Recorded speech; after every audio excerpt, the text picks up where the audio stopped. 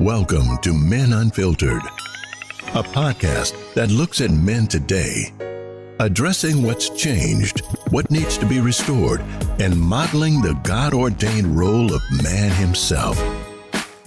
His responsibility as provider and protector, leader and lover.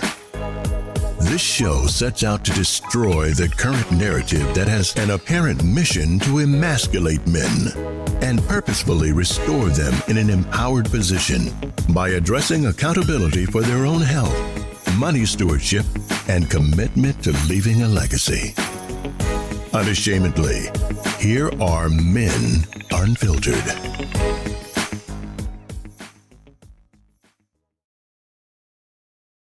We back. We are back. We back. Monday edition of Men Unfiltered. I'm the real GM, the health evangelist, Grayson Marshall Jr. I'm not in my normal corner tonight. Chris got on here first, so I'm gonna let him do the intros tonight. Have at it, sir. So I'm doing the intro tonight? Yeah. I love how you just throw everybody in the mix and then expect them to perform. What's going on, everybody? It's Chris Allen, On the Grind Coach. Man, it's absolutely amazing to be back on the podcast this week. Missed y'all last week, man, and but it's good. We got a good topic tonight. So let's go to the top right. I'm the real GM, the health evangelist, Grayson Marshall Jr. That's me and nobody else. Mm-hmm. And let's go to that. He needs no introduction, ladies and gentlemen. That sounds almost like a Shaft introduction or something. Yeah, I'm just trying to figure out Coach's Shaft introduction, right? It's me and nobody else. Dr. Adrian, never forget the age entry, a.k.a. Dr. Real Estate Jacks, a.k.a. Red Thunder, a.k.a. Red Thunder. Used to make them Keep clap. filling up the inbox. Today, man. I'm excited. We haven't been on here in a couple of weeks. I'm feeling good tonight. Right. It feels good to be back on the show. So we got a good topic tonight, y'all right? Yeah. No question. No question, a good topic. And I mean, I think we constantly. Hey Sylvia, what's up? Good evening. Hey Andrea or Andrea, I want to say that right. Welcome.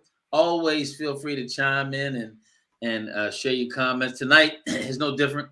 We always give a topic, and we don't know where it's going to end up, but we want to start here because I think this is really good. Chris came up with this, so we're going to talk to you tonight about this topic, and it's simply this: can men and women just be platonic? Can men and women just be platonic? What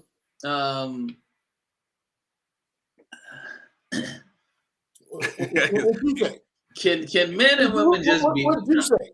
No, and the reality of it is, yes, they can. I mean, that's totally a doable accomplishment. Matter of fact, I think one of the things for me in college that was important to me was having female friends. Mm-hmm. It was really important to me. It gave me insight or apparent insight as to how women thought. It actually helps you in dating. At Damien says no. Damien ran the back said no. But I think it's somewhat again. I think that it can set the foundation for communication. One of the things about having platonic friends or having friends that there's no interest in sexual or dating is the fact that you can actually have a conversation with them. Right. Now what happens is that it's good and bad, fellas, because I believe that when you have a platonic relationship, that the communication is good, it tends to at times maybe send the wrong message at times because communication is such a big part of it. But I know for a fact for me, I have had a lot of female friends in college, just being around because it was non-threatening.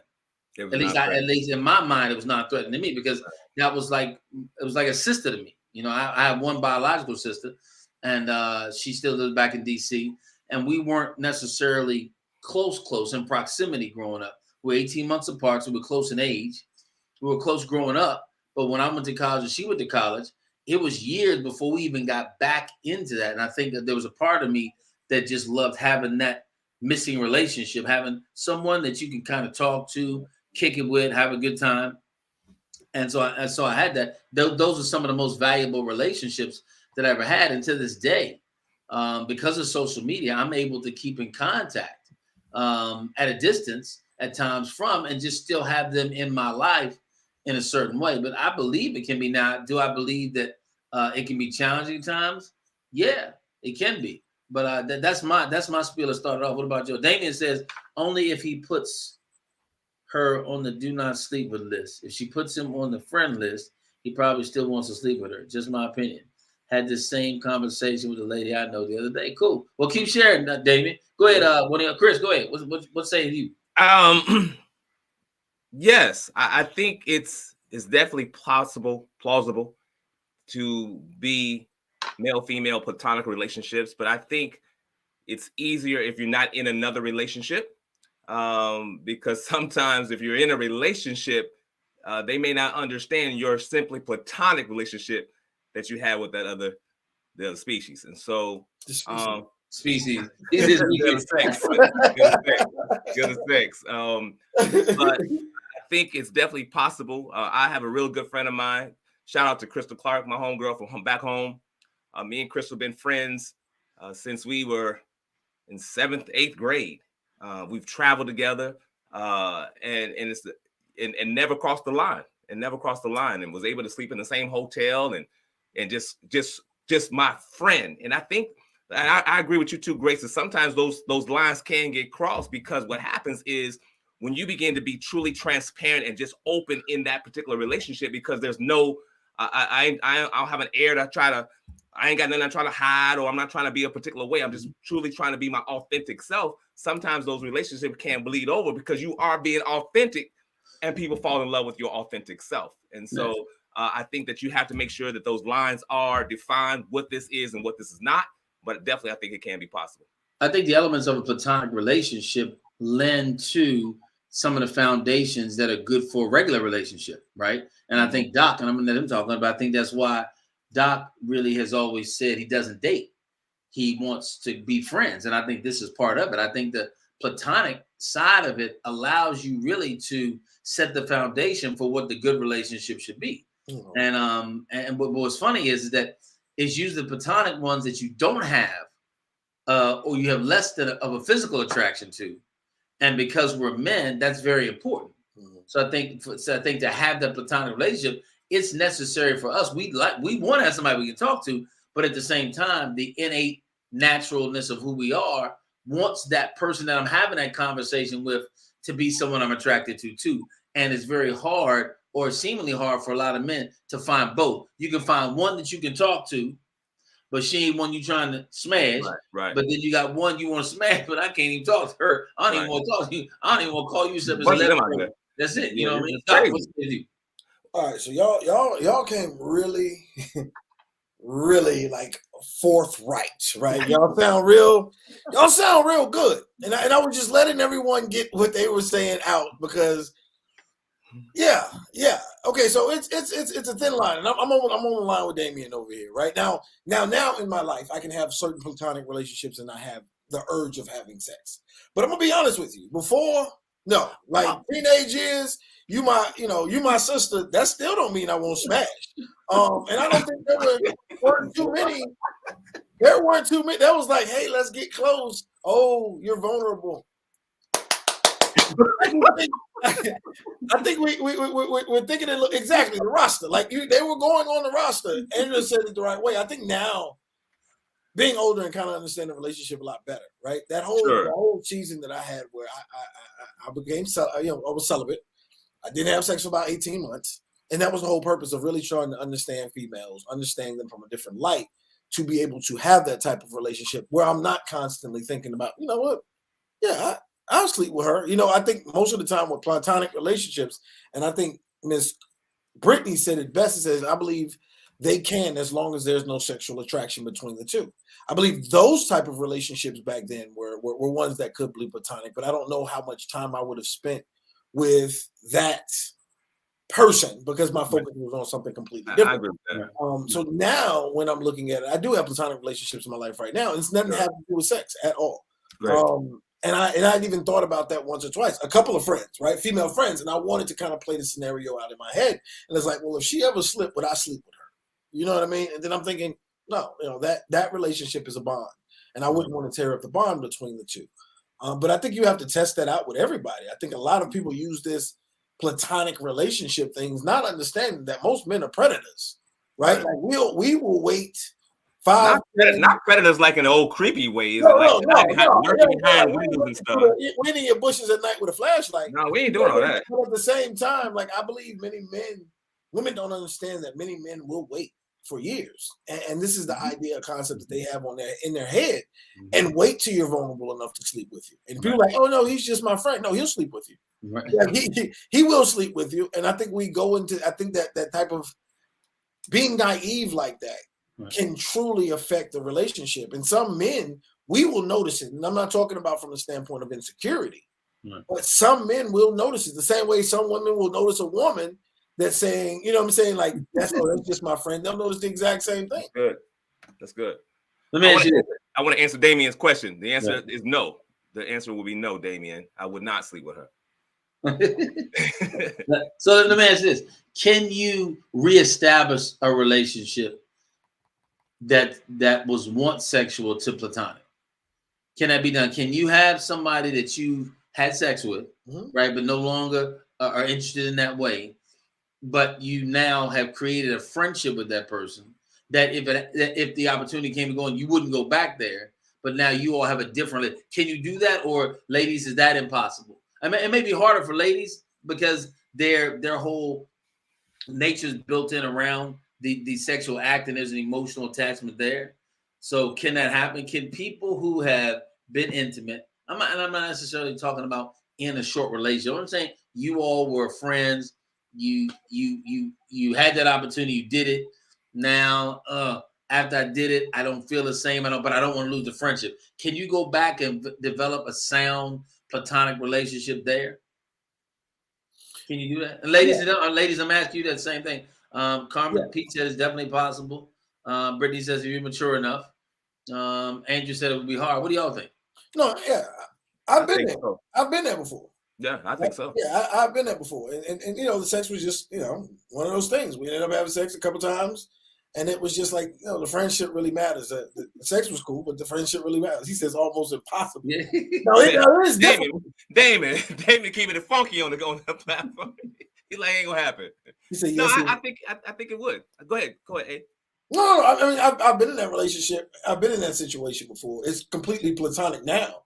But we'd known each other for years. And I think with us, it was just the fact that both of us had known each other for years. There was always some sort of sexual tension between us. And we just had to explore where that was. After we explored it, it was good. It was great. We kind of both agreed that it's better as friends. Like, we don't want to ruin this component of our relationship. Right.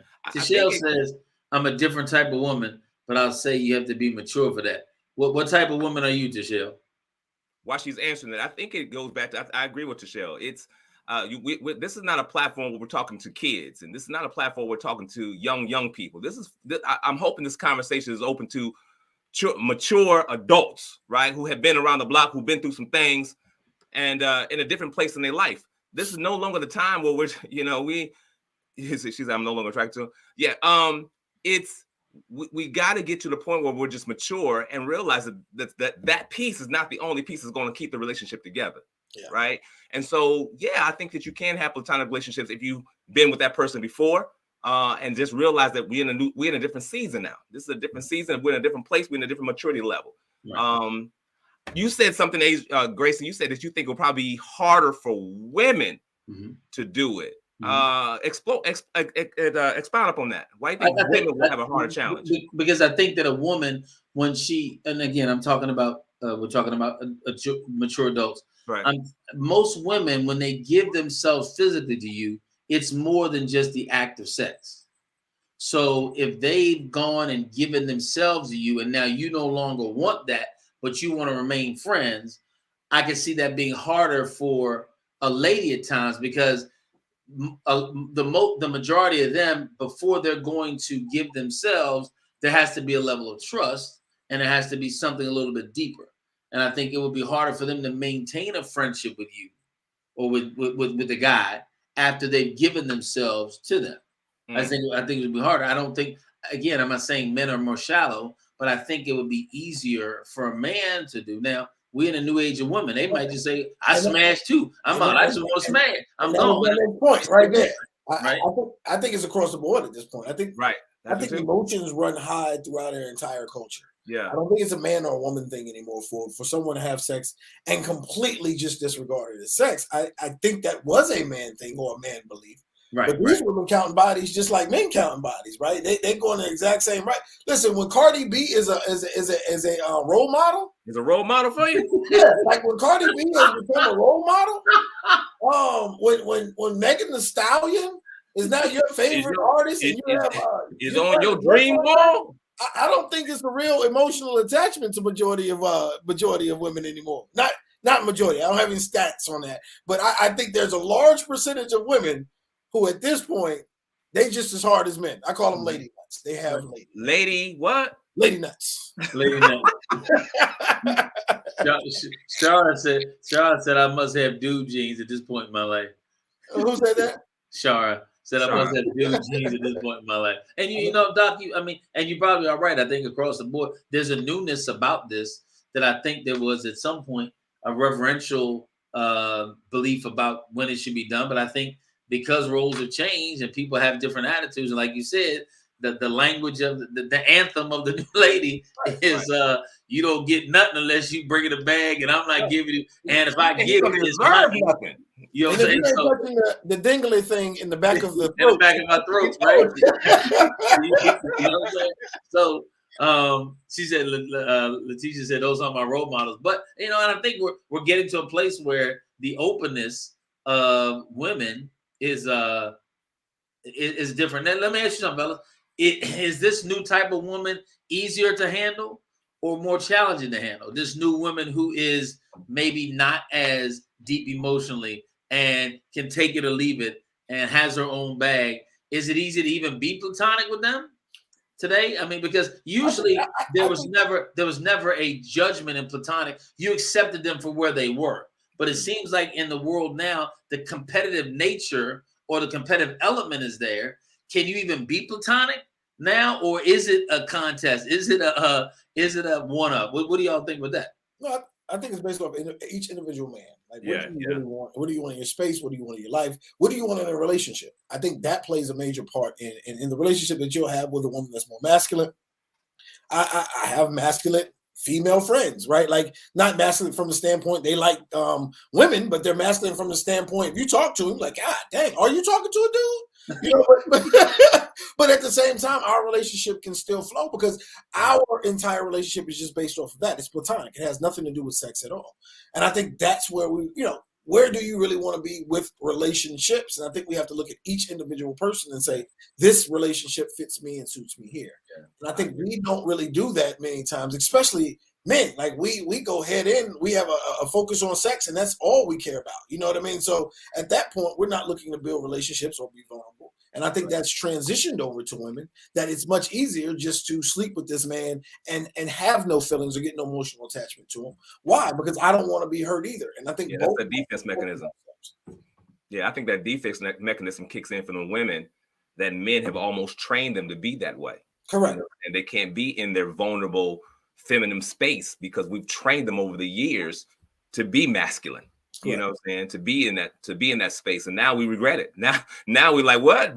Now what you doing? Now we look back over, it's like, shuck, that's not what we wanted. That's not that's not what we wanted at all. It was cool for a time frame to be able to have this woman come and tell you, hey, we're gonna do this, and I want you to flip it like this and hit that dangling thing in the back of my. That's cool for a time, but overall, it's like, nah, that's not what we really wanted. But has it been men that have done that? Or the absence of men and the influence of social media done more of that? Because I think we've talked about it before. I think real men really want a strong woman who's going to be a partner that we can do stuff together with. I can grow you, you can grow me, you lift me, I lift you. We support each other. But I think that there is really like Doc said, that's good for a moment, or maybe you said, Chris, it's good for a moment, but that's not what I really want long term. That's what we want, right? I think that's why the relationship issue is so challenging right now, because Doc said, I think the society has created a narrative that folks have just embraced,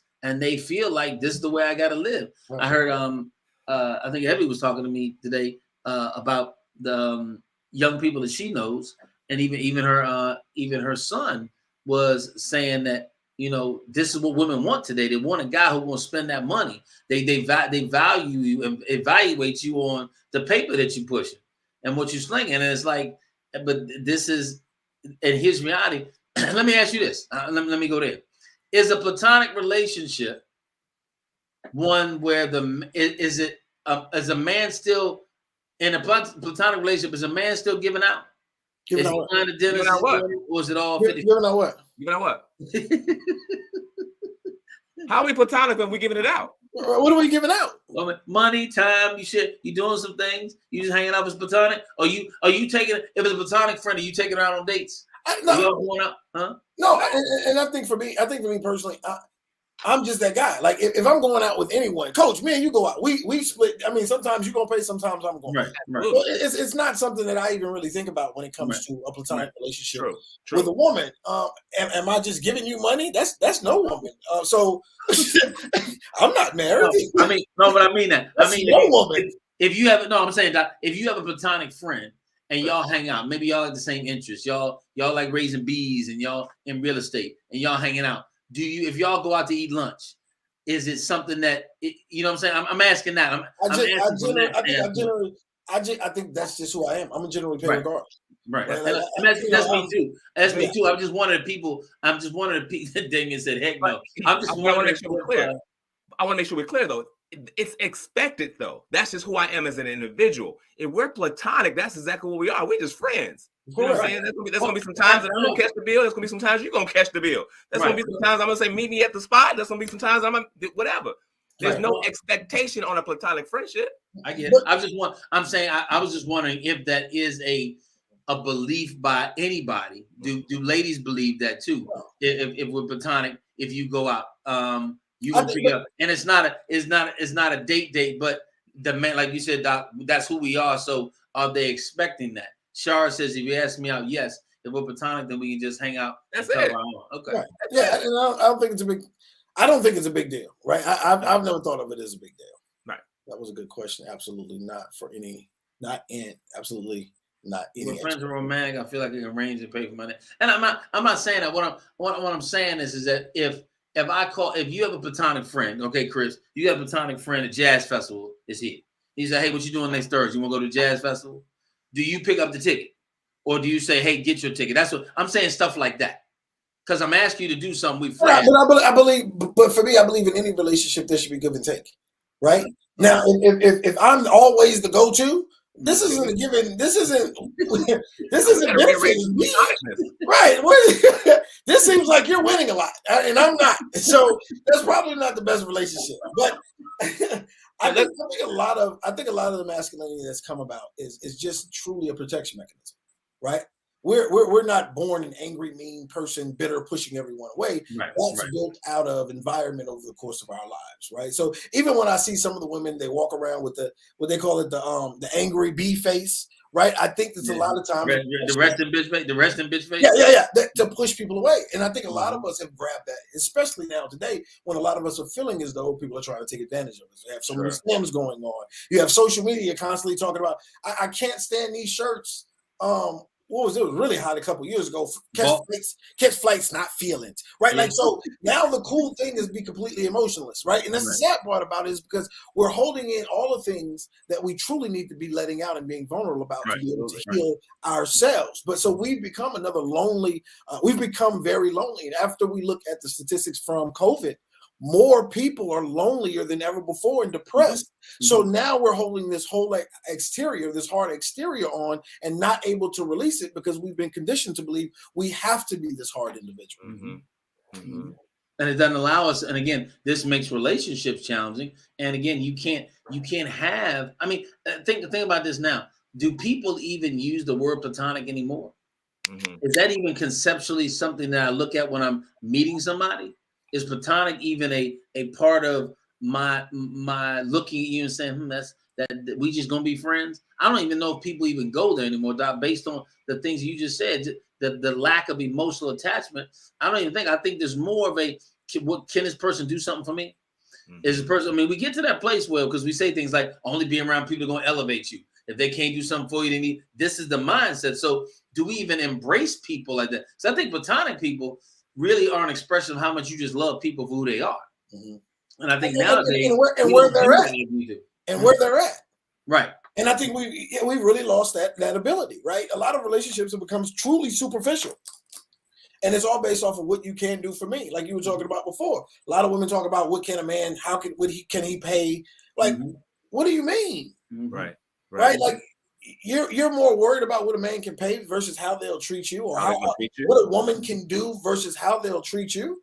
Right. And I think that's become a huge dilemma because we're living this Instagram life or this YouTube life where we believe everything is supposed to be sparkly, happy, clothing wise. Like it's become so superficial that I think it's hard for people to begin to connect. It's like the foundations of the relationship has been stripped away from us. Correct. The foundation and the fundamental truths of what that relationship is supposed to be and not supposed to be. It's almost like it's been a veil over our face, like it's been stripped away. It has, because now every relationship is definable and every relationship is whatever you want it to be. Whatever you want it to be. It used to be that we had these certain things and we had a certain level of boundary. We had a certain belief about how it was supposed to be. But now I'm supposed to, and we're supposed to just engage in every relationship and everything is okay and everything is good. And I'm supposed to allow this and I'm supposed to have sensitivity to it all. Right. And I really can't because I'm literally living emotionless. And then you get mad when I have an opinion about it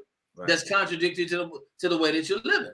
And that's why I think this Platonic thing is very, very kind of outdated when it comes to where we are today, because I don't think we look at people, and I think Damien said it, we can't connect because we're all scared that the other person's going to screw us over. Absolutely. And I think here goes El Dreco. So she says many people have been conditioned to be closed because they weren't selective with who they were emotionally vulnerable with, and it ended with them in shambles picking up the pieces. And I totally agree. But my problem is this: how long are you going to live with a thorn in your side? Right? Since one person hurt you does not mean it's all people. And we talk about this all the time. What they call the superficial demons, right? Because this one person hurt you does not mean that's everyone, right? Being selective is actually learning that person. That's why I talk about non-concept of dating, learning that person, right? Understanding who that person is, their emotional makeup, how they treat you, how they treat other people. It's one of those things that we've lost because we're so busy trying to rush or feel a connection because we feel that sense of loneliness, or we haven't been able to be vulnerable, or we're holding in the pains from 5, 6, 7, 8 relationships ago, and we still haven't healed from it. Not understanding that relationship you may have chased because you were needing something. That relationship you went into because you were broken. That relationship had a trauma bond attached to it, right? And that's what you haven't really defined. And after you've defined the trauma that's in that relationship, you haven't begun to heal from that. Right. And in essence, Doc, they don't really want to heal because they found comfort in this new place of defense. Absolutely. So I don't want to heal because again, the true essence. So we really, in essence, don't really want to love. We'd rather have superficial, non-emotional relationships that don't have any depth, because as you said, the last time I had one, I was damaged. Here's reality.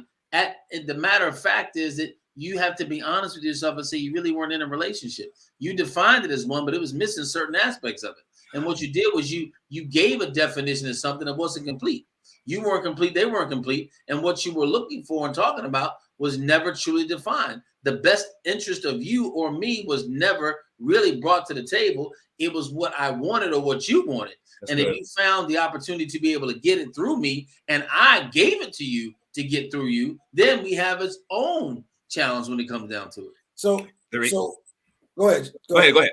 No, I was going to read. Timothy says, as was already stated, there should be no expectations in a platonic relationship, but a mutual respect for not having an imbalance when it comes to who pays and doesn't pay, treat and be treated. I believe in treat and be treated. I also believe that the no expectation in any relationship. Right. And I think that's where we suffer, because we have an expectation of people not knowing if they even have the ability to fulfill that expectation without having the communication behind it. And I think that's where we get frustrated. So we go back to that place where I was conditioned because they weren't selective with who they were emotionally vulnerable. Well, wait a minute. If you told me this a long time ago, Coach, no one has a heaven and hell to put me in anyway. right? So if no one has in heaven and hell to put me in, I can be as open as I choose to whomever I choose to, and nobody has anything to hold over my head. Right. And I don't say, you have your deepest, darkest secrets to everyone. I believe there should be a level of vulnerability. I'm hurting, guys. Hey, it's a level of vulnerability. Need help right now. It's a level of vulnerability that most people have to begin to embrace to even cultivate healthy relationships. So you stay around the exact same people who you're not really open with, but they allow you to laugh. They're comfortable to be around because they've been there, instead of truly cultivating relationships and saying, you know what, I'm gonna start letting things out that I've been holding in. We're at a place now that mental health is at an all-time high. Like it's a real issue. Right. And the majority of it is not stemming from external factors as much as it is internal factors. Like what we're going through inside without being able to release it. Yeah. And we talk why we started Adam was for that very reason, right? A group of men. I was in my 30s before I sat down and been around a group of men who were open and vulnerable and being able to cry and being able to tell everything that was going on inside of their life. I was in my 30s. Right. And this now we're choosing to be at that place. Right. The reality, man, I was writing notes and I was trying to come up with how many times we've said the word healed over this time. And so far it's been 10 times that we said the word healed. And that's the reality, is people are only responding inside of these relationships from the level of where they've been healed from. Right. So, and that's how people begin to operate with each other. They only respond based upon the level that they've been healed. So if they got some traumas, they got some issues, they got some hurts or whatever that have not been healed, which is the number one thing that we keep talking about over and over and over in a healthy relationship. Are you healed from whatever that thing is? Because now you begin to operate and respond inside of that relationship based upon that level. But see, in reality, I believe, Chris, they don't want to be healed, because Doc will tell you this: if you want to be saved, go to God. If you want to be healed, go to your brother, go to your sister. But when I have lack of trust in my sister, when I have lack of trust in my friend, then the healing can take place, because that's where I need to go for healing. Like I did my podcast this morning, and it was called Self-Destruction. Can we survive Willie Lynch? And basically what I was talking about is the inner struggle we have within our culture of tearing down each other creates more and more distrust. So I cannot be open with you. And I really believe at times it is part of the reason that people, men and women, begin to date outside their race consciously, because there's no division within this new relationship. You look at, I said this morning, think about this. Deion Sanders is going to Colorado from Jackson State, right? He was torn down by his own people on both sides. He's a sellout if he goes. He should have stayed. And here's what, these are his own people giving this. We do our own self-destruction when it comes down to it. There's still this principle of I don't trust you, and that carries over into relationship. And if we came from a history in our family, in our neighborhood that has this same thing, a lack of family stability, a lack of trust, inconsistency, this carries over more and more and more. And now you got to go back to, where did that stem from in these individuals? Like, when did we lose the trust for each other? What happened to you that made you lose trust? No, and I think it's been bred in us, right? Like, this is what's been bred in us, and I think it's getting worse. It's getting worse as time goes on, and social media, all of that has definitely added to it, right? But even going back to what Coach is talking about the Willie Lynch, even in the letters. And in the letters, he says, pit the old against the young, the black against the white, like the tall against the short, and it will work for 300 years, maybe thousands. What he was really saying is, we want to make them so insecure and hate each other that they will always be at war with each other. And I think that's what we're doing with us internally right now. As long as we stay in this place of insecurity, and insecurity is just an unhealed place, right? That's all it is. I'm unhealed in this. I don't understand the truth. I'm unhealed.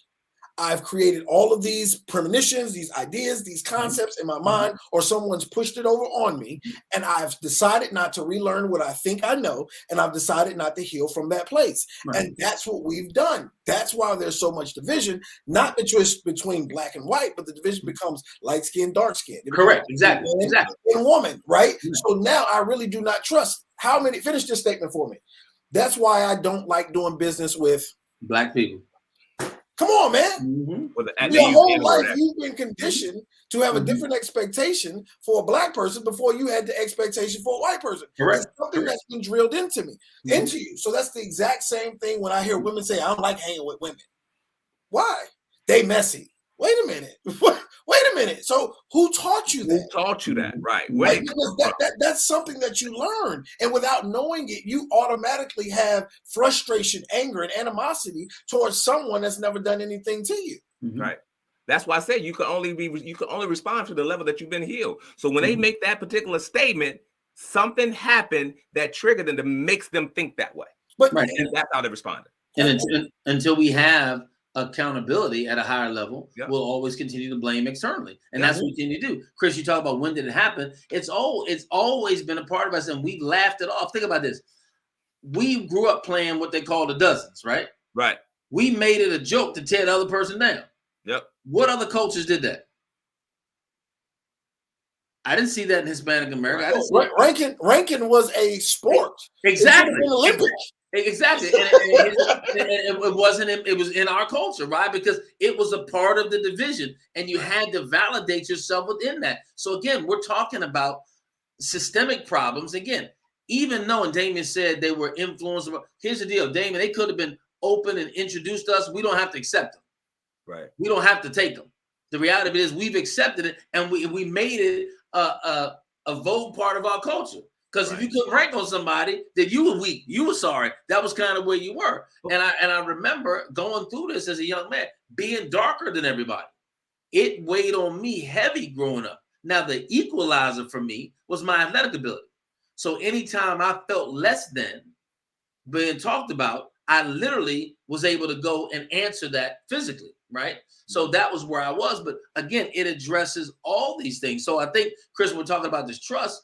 That's why I think platonic relationships at one point were more advantageous, because as Dot said, there was no judgment there. I accepted you where you were. So we weren't maybe at the same financial state, but we were there, and we had that relationship based on that. But I think now it's so competitive. And again, the Instagram, YouTube world that presents this, you feel like you have to be in this space, or you have to be speaking that thing. Your drip got to be a certain way. Everything got to be right in this whole space when it comes down to it. And I think that's why it's hard to even have these relationships anymore, because we're worried, as Damien said, we're worried about somebody trying to get over on us. Correct. Right. But what I realized, more than anything, that's an us thing. Mm-hmm. Right? Mm-hmm. That has nothing to do with the actual what may actually happen. That's a scenario that we've created in our own brains. And I will be honest, I run into, I would say, very few people who are trying to get over on me. Right? I run in very few crowds where I feel as though I should be isolated. In danger?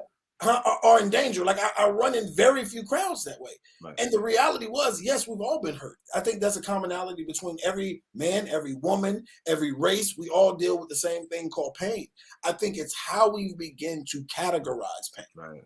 And I think if we don't understand that pain came from that one individual and it didn't come from all the individuals, right? And that's what I talk about, the superficial demons, right? The light-skinned dude hurt me. All light-skinned dudes I can't mess with anymore. Dude was from XYZ or female was from XYZ, I can't mess with none of them no more. So you've basically added pain to a color. You've added pain to an age. You've added pain to a side of town, and not understanding that not everyone there is trying to hurt you. So you're guarded for no reason. Damien says, but we have to remember that we've been pushed into to a lot of these habits unknowingly. Yeah, but here's the deal, Damien. We do know now. It's not that we're not aware, and we're still doing it. So again, it's a choice at this point. When it wasn't a choice, when it was subliminal and it was the way it was, that's I'm gonna let you get that out because I know you're reading it. But we need to know better now. It shouldn't have the same effect. It shouldn't have the same impact in 2022 that it had years and years ago. Go ahead, Doc, read that. Okay, you can't make a blanket statement. Depending on a person's life experience, they can feel some of the so-called stereotypes. For example, if a woman were mean and messy hold on. and all you saw was your mother mistreating other women, that's learned experience, but something we just talked about. Being molested, not trusting men because they done nothing but abuse you. Absolutely. Well, everybody has different life experience. Everybody has different life experience. Yeah. The problem is we hold on to the pain and it becomes our identity. It becomes our identity.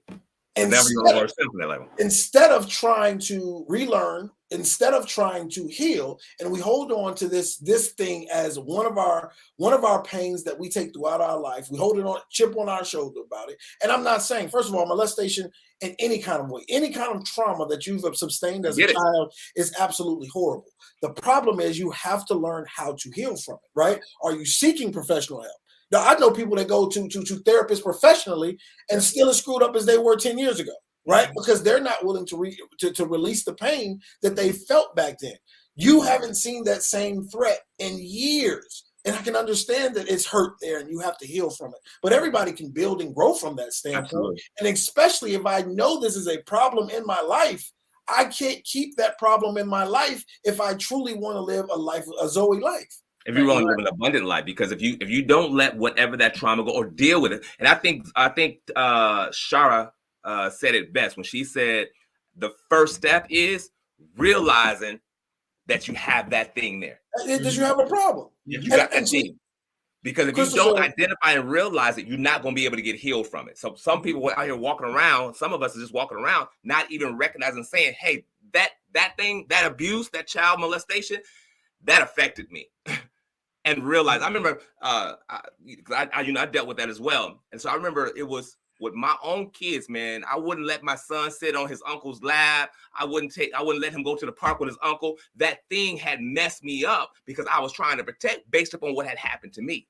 Mm-hmm. But it altered my perspective and my worldview.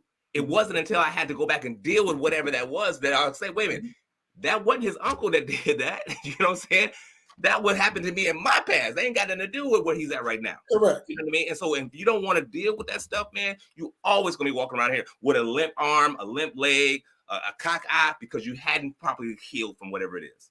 Right. And not only that, Chris, I think that the as big a piece of that is the fact that I've got to want to heal. And I cannot label everyone as the same as somebody did to me. Correct. I can't label if I had a bad experience with somebody of a different color, I can't label all white folk that way. And that's what we tend to do. We tend to put them all in that category. And the funny part about it is, this is how sad it gets. We don't even have that problem with them. Correct. It goes even deeper. We've never experienced it. But since someone else told us about it. Yeah, most of the time, that's what it is. It's a referential experience. Exactly. It never happened to you, but somebody told you about it.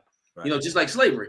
I'm sorry, I ain't never been a slave. Yeah. But because somebody explained it to me and told me about it, now you have people holding on to that when you never went through that. And expecting you to emote the same way that they Correct. And I'm not discounting anything that they went through. But I can tell you this: if they looked at us today in the world and they looked at us and saw what we're doing, some of them would be purely disgusted after what they went through to have us be in the place that we're in mentally and emotionally still divided because of what we went through. They'd be hell. Damien says, but how do you change 30 or more years of programming? The program is even better, and they are going hard to program us. Look, here's the deal. How do you change it? It's just like anything else, Damien. Do you want it to change? In order for things to change, you must change. I've got to want it to change. I can't, and here's what I can't do. I can't affect the programming unless I control the media outlets. I cannot. The one programming that I can control is my own personal program. Right. And so how do I do it? I associate with folks that have the same programming. These two guys right here. My conversation aren't with folks that are going to be taking away and detracting. I'm looking at brothers that can see potential and positivity in the middle of what's going on. I'm not talking about Pollyanny fake stuff. Right. I'm talking about dudes with substantial knowledge and information that are transparent. See, the beautiful part about it, we do need our own media. No two ways about it. But at the end of the day, I'm not waiting for my own media, Damien. I'm not going to wait for my own media because if I wait on that, it's not coming. But what I can do is I can create my own narrative. There you go. And my own narrative can be based on the ideas and the ideologies that I know to be true and beneficial. And if they're rooted in love and foundation is faith, then I'm going to have a positive impact on on who you are and who I can be to other people. Go ahead, Chris. I ain't gonna cut you off. Jim Rohn stated it best. He says, always stand guard at the door frame of your mind. No question. You have to stand guard at your mind, because if you don't, and you allow all this stuff to go and bombard your thoughts and bombard your eyes and your ears and what all that gets down deep down rooted, man, you're gonna be operating out here with no hope. Jim said this as well, Chris. He said the same wind blows on us all. Mm-hmm. He said the social wind, the economic wind, the political wind. He said the relationship wind. He said, but it's not the blowing of the wind that will determine where you're going to be in a few years. He says the setting of the sail. He said, how do you learn to set a better sail this year than last year? He said, because the same wind blows on us all, but it's about the setting of the sail. Are you committed to setting your sail, or mad at the wind blowing harder? Correct. No, you just adjust the sail so the wind blowing harder. I'm gonna catch this wind and I'm gonna run with it. Because we've been taught to operate off excuses. Right. And I said it a whole bunch of times. Catherine Hepburn, she said the same. She said we've been taught to blame our mother, our father, our sister, our brother. We've been taught to blame our teachers, but we've never been taught to blame ourselves. And it's us. It's always us. Years ago, I wrote a quote that says, we're not of this world. We only live in this world. So it's up to us to create the world we choose to live in. Correct. Most people choose to live in a world where they're frustrated. Most people choose to have the same friends they've had for 15, 20 years, and we all sitting in the same spot. Most people choose to sit around and do social media while they can be learning something. This is a choice. I think one of the most staggering statistics that I've heard recently, things that I've heard recently, in China, if you're under 15 years old, China's TikTok only allows you to do, 2 hours. 30 minutes. No, 30 minutes a day. 30 minutes a day, and they can only see things that are educational. Now, kids in the United States have full reign on that, right? They asked the kids in China, what did they want to be? The number one thing was an astronaut. They asked the kids in America, what do they want to be? The number one thing was social media influencer. Social media. They want to be, they want to be social media famous. Correct. So if we look at this, it's all based off of what we're consuming on a regular basis, right? This is the information that we're consuming on a regular basis. Now, we have control over those things. We have control over our children watch. We have control over them having cell phones. Like, they 10 years old walking around with cell phones. We have an understanding now that there is a problem. The problem is we keep just blaming everybody else for programming us. No, when do you take charge? When do you begin to start reprogramming yourself? When do you start to release some of the pain and the hurt and the frustrations that you've had over your life? When do you start releasing some of those lies and relearning those things, right? I had to myself. And so when people say, they've done this to me, they've done that to me. Years ago, me and Coach started, I was never enough until, right? And one of my things was, I'm the biggest excuse you could possibly have, right? I'm the biggest excuse you could possibly have, right? At one point in my life, failed 9th grade twice, seriously emotionally disturbed in school, went to my first detention home at 12, back at 14. I used to put a quarter ounce of cocaine up my nose every 3 days so I can sit around and sell drugs, went to jail. Like, I've done everything that you say that no one else. See, that's why and I overcame it. So when do you begin to overcome your pain? When do you begin to realize that all the lies that your family has told you, when does that happen for you? But we all want to continue to sit in this place and say someone else hurt us. Well, we were vulnerable to someone and then they hurt me. And so I don't want to trust anybody else. Come on, man. At what point do you stop dealing with pain? And here's reality. Pain is inevitable. Suffering's optional. That's it.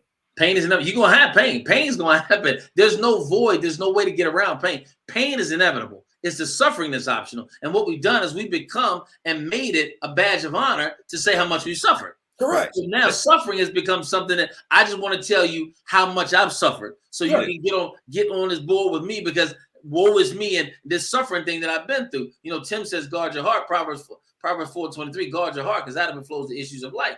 And the reality of it is for us is we have this misunderstanding of what it means to be Zoe life and abundant and triumphant.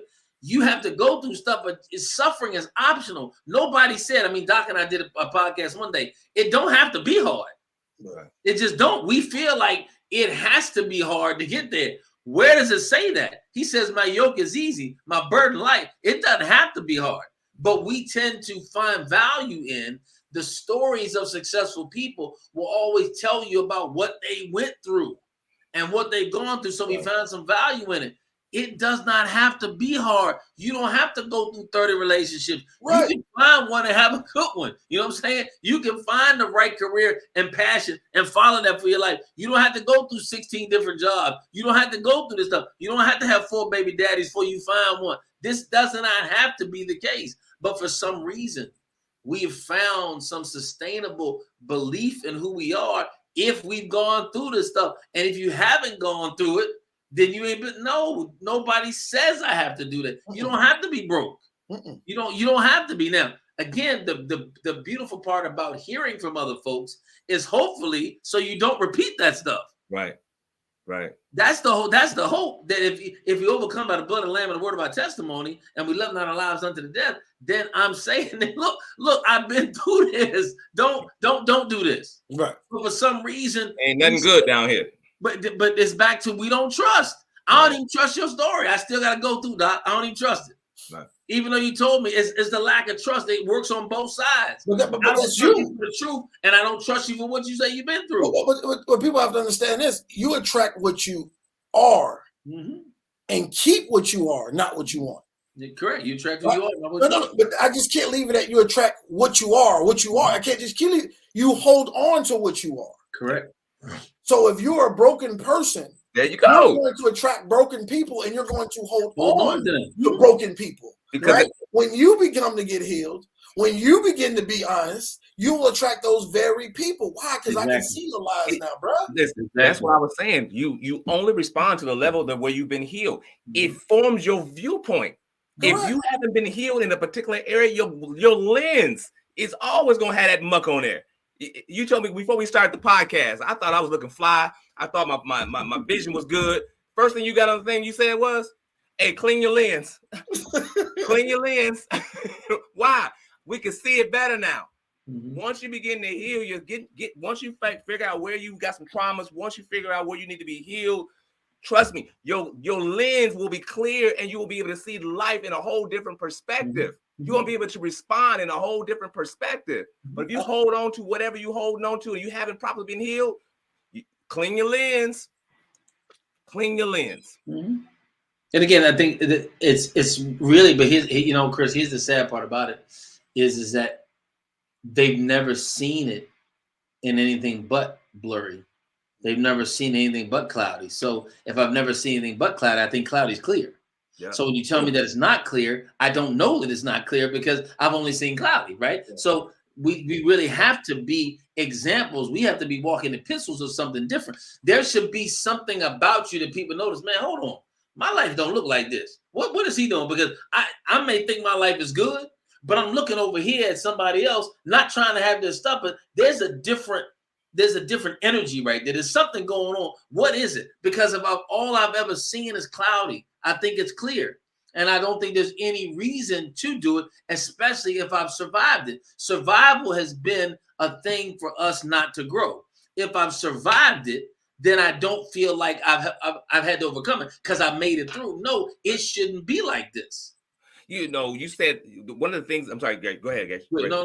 One of the things is, man, you talked about we live in a society now where the speed of technology and all this type of stuff, your friendships that you're around, all you have to do is listen, right? You'll be able to understand levels of where you need some healing at. If you find yourself in the same position, the same predicament all the time, you might want to stop for a moment and go look at what's going on. If you're going from man to man, and the last man told you, hey, you're not gonna be talking to me on type of way, and the next man you get, and he say, hey, you ain't gonna be talking to me on type of way, and the next man say, listen, you're not gonna be talking to me on type of way. You might want to go back and look at why am I talking to these men in no type of way? Go back and realize what happened in your past. Did you hear that? Did you hear that type of behavior? Yeah. If a woman tell you, hey, you know what I'm saying, you sorry, why you want to lay up on the couch sometime? The next person you get with, the next woman tell you, you so lazy, why you want to lay up on the couch? The next one you get with, you so lazy, you might want to think about that. What's going on with inside of me that I'm keep repeating the same thing over and over and over again? The Bible, not the Bible, it says the same thing over and over again, trying to expect a different result is what? Insanity. But the reality is, I have to want to be honest with myself. Correct. Exactly. I was about to say that, Doc. I was about to say that. You got to. I can't stand it. At this point, we're talking about, I want people that's real around me. No, you don't. No, you Most don't. people enjoy lies. I don't care what Right. nobody says. People Right. say, I want real people. I want 100%. No, if you're not open and vulnerable, you're not 100. Mm-mm. If Right. you're not able to say the things that are on your heart, you're not 100. You're not vulnerable. You're not real. You don't want truth. So what you're telling people, Chris, is they need to be authentically them and vulnerable. They need to be honest. No, you tripping. Nobody wants honesty. I don't care who says it. Nobody wants honesty because I have to really look at myself. I have to look at mine the same place I was a year ago. Am I in a worse place? Right. Right. And what's got me in that place? Mhm. Right. That's where the healing really comes in at. Right. When I can be completely honest and open with myself. So even when I'm looking at men and women in platonic relationships, how are these relationships shaping out? Mm-hmm. Right? Are you constantly in a relationship with that's not growing you? Can the people around you be completely honest with you and say, hey, you know what? Get up. You lazy. Right. Get up. You ain't doing what you want to. And have the freedom to be able to tell you that. And have you created an environment where there's freedom? Correct. Well, and what's even more powerful is that you're not taking it personal. Right. Right. So Adrian is a workaholic. There's no two ways about it. And there'll be some days I tell him, you need to go fishing today. You're working, you're doing too much. We have to have a relationship that I can say, hey, now whether he takes it or not, now fortunately for me, he usually does listen to me and vice versa. But the reality of it is you got to have people in your life that'll say that to you. Right. And it's not taken to heart as a prejudicial judgment. It's taken because somebody's looking and saying, bruh, this is too much right now. You need to get away. We get so industrialized in ourselves that we become the reason everything's going on, and we don't step back and allow God to do the thing. Now you have to know who you're with too, because I got to be able to talk scripture and Bible with you, because this is why I'm justifying it. Right. I'm not justified on my opinion. Mm-hmm. I'm saying based on what I know you to be, don't overlook this. Right. Please make sure this is there. But again, Chris, that at that point it becomes a true essence of, do I trust you to tell me the truth? Do I trust you to tell me what's going on? Mm-hmm. Or am I afraid that my comment to you is going to be judged? And if I'm afraid, then I really am never going to fully go there. So now I don't become a friend, I become an acquaintance, and everything is superficial. And the way you do anything is the way you do everything. So if you look through your life, you have a bunch of acquaintances. Right. You don't have any real depth of friendship. Good. Because the Bible says a friend stick closer than a brother, and a friend is made for adversity. We only want friends that are going to speak to our narrative. Correct. That's it. We don't want that justify our bull jiggity. That's it. That's all we want. Right. That's what majority of people are searching for right now. Someone to justify them.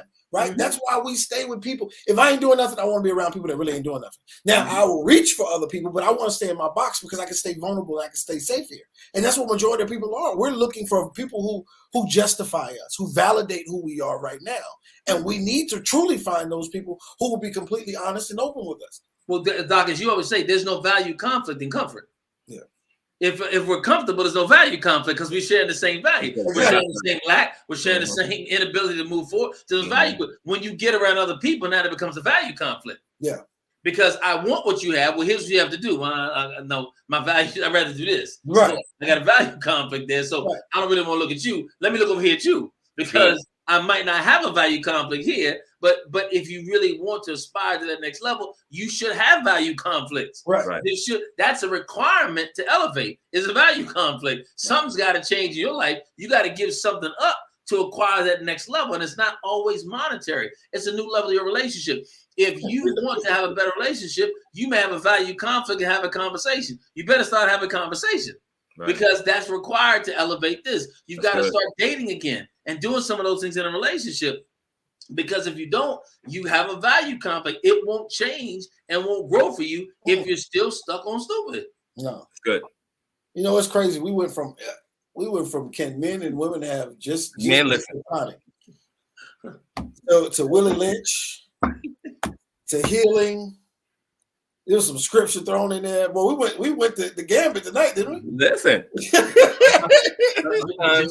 I think, Doc, what that shows is that there's so much to relationships and people that if you don't begin to go into a place where you're open to delving into different things, you won't get there. And I think a lot of people do that. They stay very, very compartmentalized, and this is all they're willing to handle. And so they deal with all their relationships here. I think there's a lot of folks that really want to have. I saw a couple people, I forget who it was. One of the ladies said, I need gentlemen like you in my life. And I think that there are women out there that really are looking for a men that have the capacity to see it all and not just be so tunnel vision about certain things that they're missing the full capacity of what somebody can bring to the table or engage in their lives. Right. And I think on this podcast, you got 3 brothers that have just taken this journey to just continually grow in the things of God, sharpening each other. We've been on this mission, and I think every single day is just we want to get better and better and better and better. And more people to be that way too. And truthfully, the pain. Like I think that's one of the biggest things that we've been through a lot. I know me, Chris, Coach, like we didn't know each other for a minute, and we done been through a lot in these seasons, right? Like it's been some dry seasons, like almost oodles and noodles dry type seasons out here. And just to be able to love on people and just give them a different perspective is crazy. And I think anytime we're talking about relationships, we have to realize you love people how you love yourself. Exactly. Right. Exactly. So if you're constantly battling within you, you're going to love people that exact same way. If you're insecure about your actions, you're going to be insecure about others' actions. If you don't trust your abilities and skills, you're not going to trust the other people's abilities and skills. So I know that's just one of those things that I think we're really gotten to the point where we've been through enough relationships, bad and good, to understand most of the time we have to look inside of ourselves. We got to find what's going on. Like how can we heal from this quickly and continue to move forward?